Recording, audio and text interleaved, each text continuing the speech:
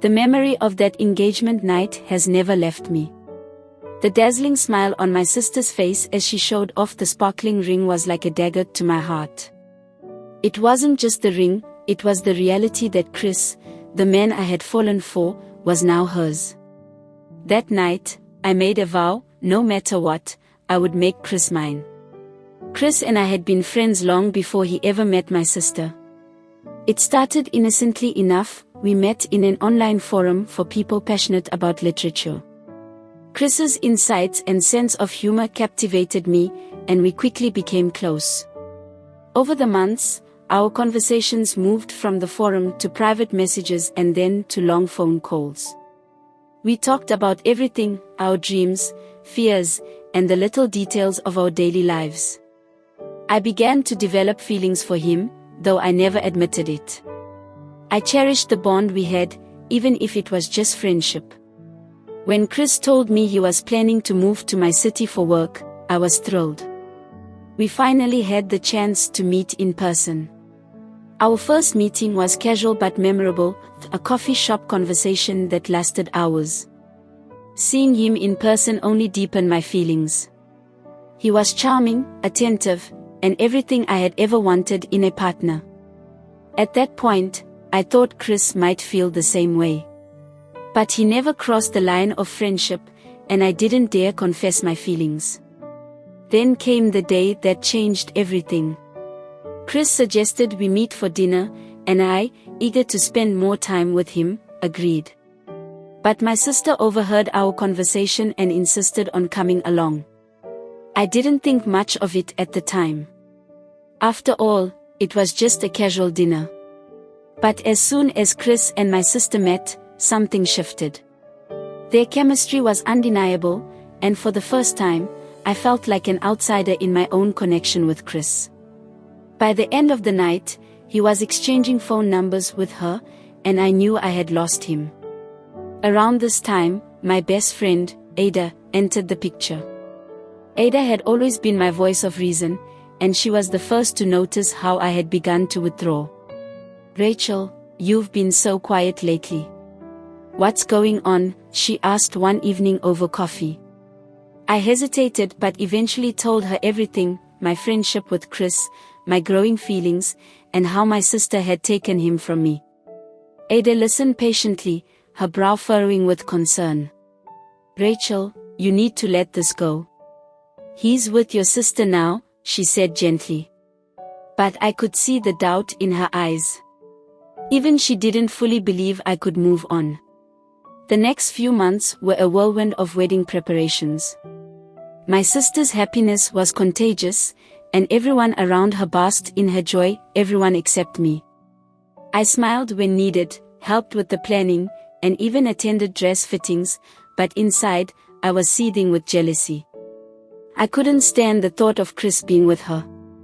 One night, just days before the wedding, everything changed. Chris came over to finalize some wedding details with my sister. She had to step out for a last-minute errand, leaving the two of us alone in the living room. It was awkward at first, but then Chris started talking. He shared how nervous he was about the big day, how overwhelming everything had become. There was a vulnerability in his voice that I had never seen before. I saw my chance. "Chris," I said, placing a hand on his arm. "You don't have to go through this alone. I'm here for you." He looked at me, his eyes searching mine. For a moment, I thought he would pull away, but instead, he stayed. One thing led to another, and before I knew it, we had crossed a line that should never have been crossed. It was wrong, but in that moment, it felt like I had finally claimed a piece of him for myself. The guilt came crashing down the next morning, but it was overshadowed by a twisted sense of triumph. Chris was now mine in some way, even if he didn't realize it yet. I attended the wedding the next day, standing beside my sister as her maid of honor, all the while hiding the secret that could destroy her. After the wedding, I began to strategize. I knew I couldn't just come out and take Chris from her, it had to be gradual, calculated. I started with small things, innocent texts to Chris asking about his day or complimenting his achievements. He was polite but distant, which only fueled my determination. My next move was to create cracks in their relationship. Whenever my sister confided in me about their disagreements, I subtly fanned the flames.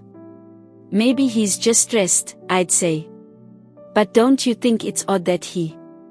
My words planted seeds of doubt that I hoped would grow over time.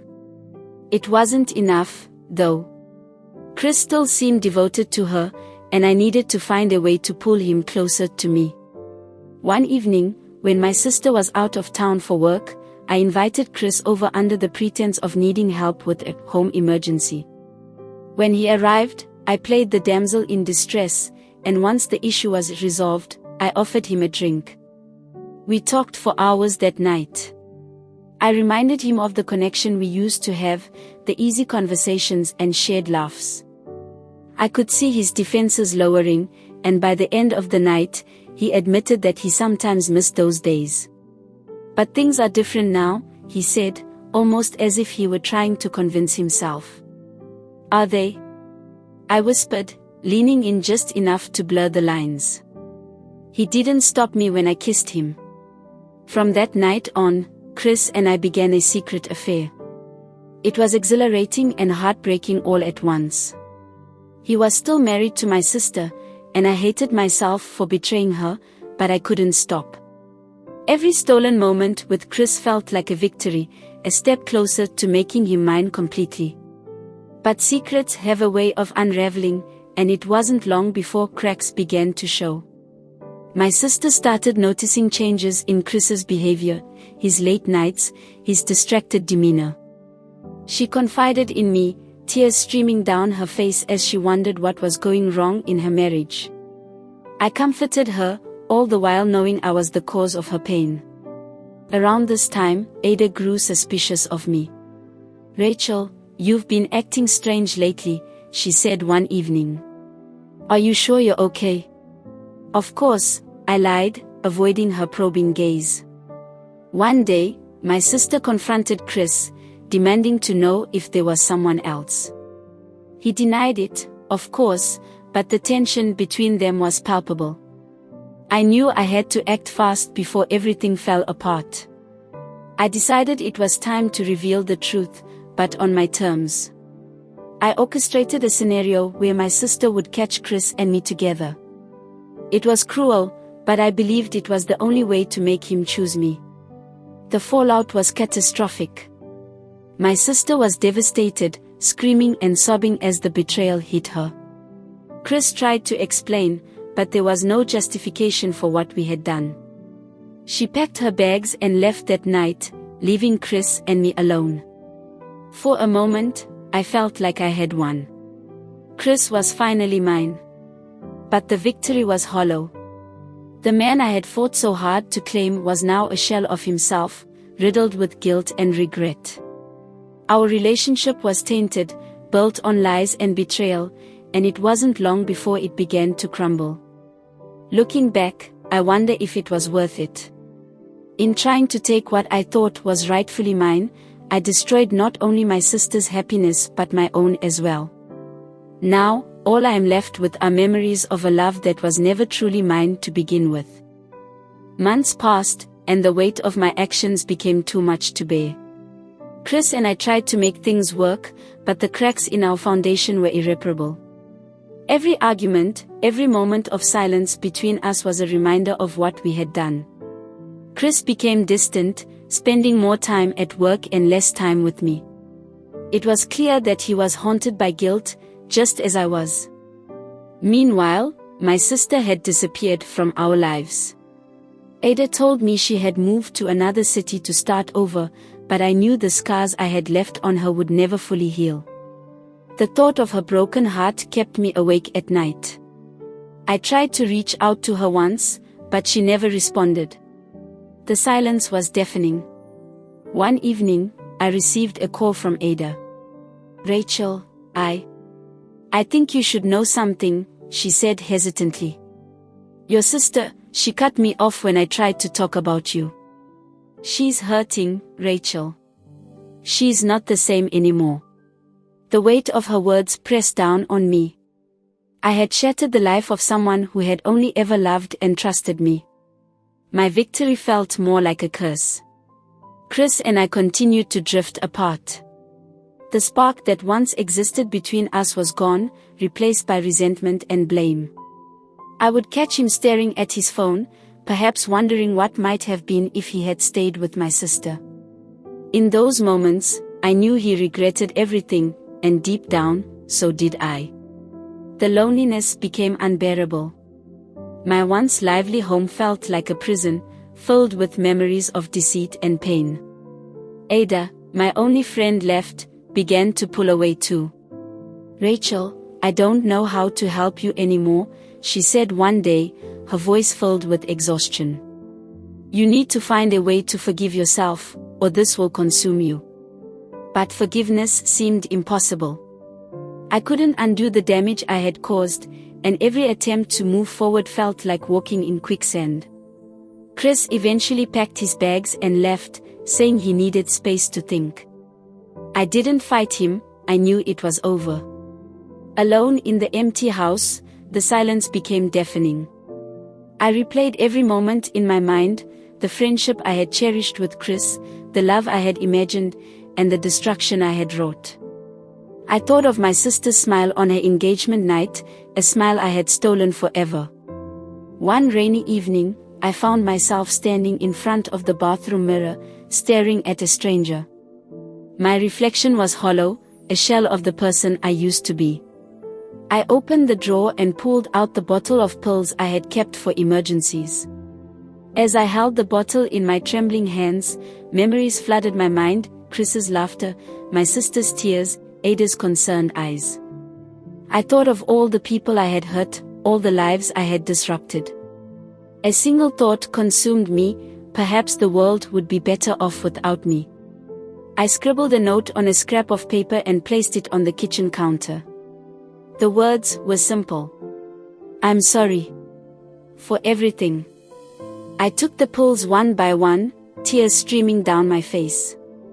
Darkness began to creep in, and I felt a strange sense of peace. This was my way of making amends, of freeing everyone from the burden of my existence. But fate had other plans. Ada, following an unshakable gut feeling, showed up at my house that night. She found me unconscious on the floor and called for help. The next thing I knew, I woke up in a hospital room, the bright lights and beeping machines pulling me back to a reality I had tried to escape. Ada sat by my side, her face a mixture of anger and relief. "Rachel, what were you thinking?" she demanded, tears in her eyes. "You don't get to just leave like this. You have to face what you've done and find a way to make things right." Her words hit me like a thunderclap. For the first time, I realized that running away wouldn't erase the past. If I truly wanted redemption, I had to confront my mistakes head-on. The road to healing was long and painful. I started therapy, working through the layers of guilt and shame that had consumed me. I wrote letters to my sister and Chris, apologizing and asking for their forgiveness, though I wasn't sure if I deserved it. One day, I received a response from my sister. It was short but heartfelt. "I don't know if I can forgive you, Rachel. But I hope you find peace." It wasn't closure, but it was a start. As the years went by, I began to rebuild my life, piece by piece. The scars of my actions would always remain, but I learned to live with them. I found solace in helping others, volunteering at shelters and sharing my story with people who had also lost their way. Though I had fallen to the darkest depths, I discovered that even in the bleakest moments, there is a glimmer of hope. Redemption isn't about erasing the past, it's about finding the strength to move forward and become a better person, no matter how broken you once were.